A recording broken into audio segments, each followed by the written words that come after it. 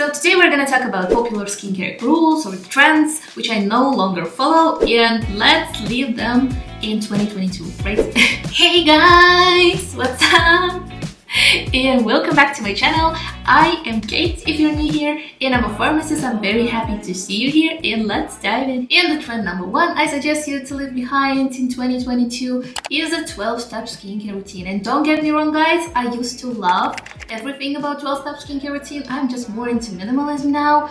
And if you love everything about 12-step skincare routine, if you know your ingredients, if you know your products, who am I to stop you? Do whatever you feel like doing. But if you feel overwhelmed or confused with that many products, it's absolutely normal, and I can assure you that you don't have to use that many products to make your skincare effective and to make your skin look good and healthy. We've already talked about skin minimalism in my previous video, so in case you're interested, here is the link and also in the description. But why do I love the minimalism?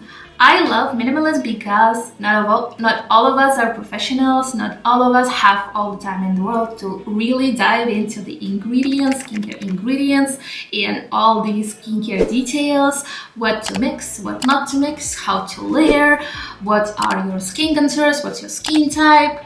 And it might be difficult for some of us it's not. And if you really want to dive into the skincare, I'm more than happy to educate you in my videos from the pharmacist point of view. But if you're not, it's totally normal. Skincare should be a pleasure moment. Skincare doesn't have to be difficult, guys, you know? So to actually minimize the risk of side effects and interactions, I recommend you using as less products as you can and try to stick to multi-purpose products. And let's think about one little serum and about all the work have been done to it. A cosmetic chemist worked hard to deliver a good formula with amazing ingredients so you can get all the benefits from those. And what are we doing? We are mixing multiple serums, we are layering one onto another, and 95% of the times we get away with this and nothing happens because we just mixing same ingredients, and yeah, not really beneficial for our skin. But those 5% of the times we can get serious side effects because we are mixing the unmixable products like oil and water. The water won't just pass through oil, and if you mix retinol and acids, if you mix retinol with vitamin C, if you mix vitamin C with acids, you will actually get the side effects. And if added to this you are not using your sunscreen with all of the above, it's like more harm than good for your skin. And guys, I hope you get it right. I'm not against the 12-step skincare routine. I am against the overconsumption and the wrong use of the products. And that's why I'm into minimalism and multi-purpose products this year. And the trend number two that needs to be left in the past is the inside-out beauty. And I actually love the idea behind it about skincare being a self-care and beauty comes from within. And it's 100% right, because you can use all the skincare in the world, but still, if at the end of the day you don't get enough sleep, your skin will show it. But unfortunately, what I see is the rise of vitamins and minerals, which, you know, essentially is not a bad thing, not at all. But when I see on Instagram, influencers are recommending vitamins, they're showing their cases with vitamins full of tablets, capsules, powders, and those influencers, after sometimes they search for these solutions. Why is their skin overreacting? Why do they have stomach issues? Why do they have nausea? And because you are over consuming vitamins, guys. And you know guys, vitamins and microelements, they are not bad for themselves, but the overdose and the overconsumption, it is actually dangerous. And for example, vitamin D overdose symptoms are nausea, stomach aches, weakness, and frequent urination. And vitamin B12 overdose symptoms are headache, vomiting, nausea, and tingling sensation in your hands or feet. And guys, this is really serious, and I'm strongly against all the consumption of the vitamins without the blood test. If you do it like once a year or twice a year, it's totally okay, but you don't need 10 jars which you use like all together at the same time.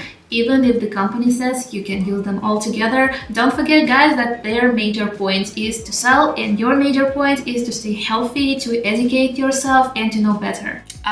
Okay, my camera just died, so let's continue. Maybe the setup is a little bit different, but yeah. And so the last trend we have to leave behind is DIY skincare. And I can't believe I'm still talking about this because I still find this on the trend-setting websites being a huge trend in 2022 or 2023. And let's leave DIY skincare behind, please. And I know, guys, your moms and your grandmas were using a lot of DIY skincare and they didn't have a choice really. And let's be honest, the products they were using were of a better quality that we have right now. Okay, in eco magazines maybe we have better quality of the products, but not the same. And I know in my family a coconut oil was a huge thing and we were using it as a body lotion, as a sunscreen, as a face cream, and thankfully I didn't have any reactions to it. But coconut oil is not a sunscreen and I'm paying for that with my birthmarks, which I'm controlling every year now at the dermatologist. And guys, only FDA or EMA certified sunscreens are sunscreens which you can rely on. And still, you cannot rely only on sunscreens. You need to stay away from the sun. And guys, I cannot forbid you anything. You have your own head. You know what's best for you. But I will just repeat what I said before about cosmetic chemists who work hard to deliver to us best formulas with best ingredients, and at the same time we are like burning our skin with lemon juice at our kitchens. And it's not a joke, it was my friend who burned her forehead with lemon juice. And yeah. Most of DIY skincare is harmless, but some of this is not. And I don't really know how and where can we draw the line between safe and unsafe. So what I can recommend you is to trust cosmetic chemists and at the same time educate yourself to know better which formulas and which products to choose with what ingredients you do like, what ingredients you don't. So trust cosmetic chemists because they know better, but also know better yourself how to choose the best product. And guys, I know I talk a lot about educating yourself and knowing better as if it was easy, and I know it's not. And which is also not easy is to suffer consequences of shifting the responsibility for your health to someone else, even the healthcare worker. And I'm a healthcare worker myself. I'm a pharmacist, and trust me, guys, sometimes we don't know better than you. And I encourage you to educate yourself and to take full responsibility for yourself and for your health. And thank you guys for watching this video. I hope you like this one, and if you do, please subscribe to this channel and I will see you in my next video. Bye!